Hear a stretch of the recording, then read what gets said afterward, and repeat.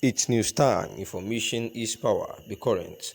The news headline: Bishop Kukah blasts federal government, says proposed 5,000 monthly allowance for subsidy removal is scam. The Catholic Bishop of Sokoto Diocese, Dr. Matthew Kukah, has described as scam the federal government proposed payment of 5,000 naira transportation allowance as remedial for the removal of fuel subsidy built to take effect early next year. The bishop, who appeared on Arise News Primetime News Hours for brief interview, noted that Nigeria does not have such money to pay millions of people monthly.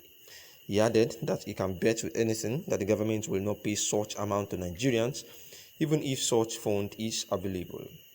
He responded with a smile when asked if the government would abide by its word by paying 5,000 naira monthly allowance. I can bet with you that the government cannot pay such amounts monthly. Where do we get such amounts to pay millions of people monthly? Even if such amount is available, the government will not pay. It is one of their usual promises.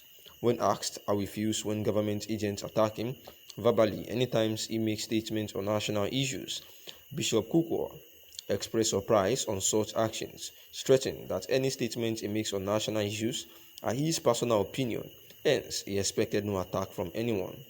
The Sokoto Diocese Bishop said democracy gives room for freedom of expression, hence making his position known on issues shouldn't be interfered with. Democracy gives me the right to speak and to make my opinions known as well, so anything I say is my personal opinion and not anyone's, and it is not targeted at anyone, so I don't know why people should be offended by what I say. People do contact me from outside Nigeria to speak on issues, and I do. What I say might not be necessarily right, but that is my opinion, and so I do not expect anyone to pick offense because it is my opinion, Bishop Kukah had said. Bishop Kukah, who had actually been one of the renowned religious personnel of the Catholic Bishop of Sokoto Diocese, Dr. Matthew Kukah, has always been vibrant and talking on national issues around the country so as to contribute to the national development of the country.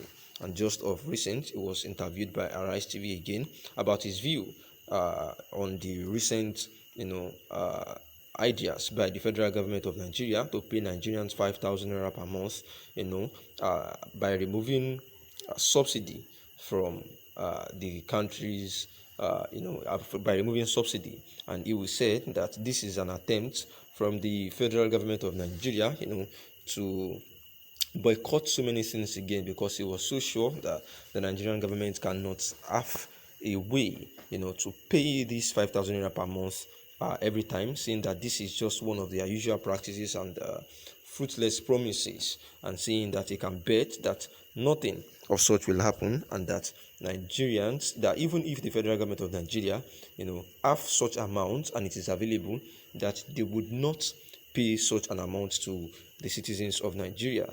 And when asked how he feels whenever government agents attacks him verbally anytime he makes a statement on national issues, he says that he does not even expect any attack from anyone, and it is surprising because everything that he gives, or say bordering on any national issue is his personal opinion, which may not be necessarily right, and he finds it so funny when the so-called people, get displeased or try to attack him after he gives his own opinion, saying that the people outside the country, that some people outside the country do most of the times call him to seek his own opinion on trending national issues, and he says them accordingly to how he feels it is, and he doesn't expect anybody to pick offense because this is democracy and everybody has freedom of speech anytime, any day.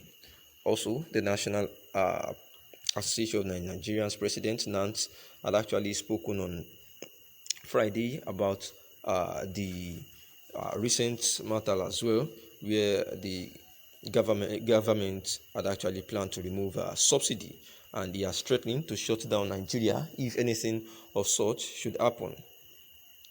The national president of Nigeria, National President of Nigerian Student NANS, President known as Sunday Ashefon, says that the NANS are rudely shocked by the statement credited to the Group Managing Director of Nigeria National Petroleum Corporation, Mele Kyari, to the effect that premium motor spirits would sell as much as 340 naira by February 2022, and this is said to be due to the plan of the federal government to remove fuel subsidy and usher in an era of so-called deregulation.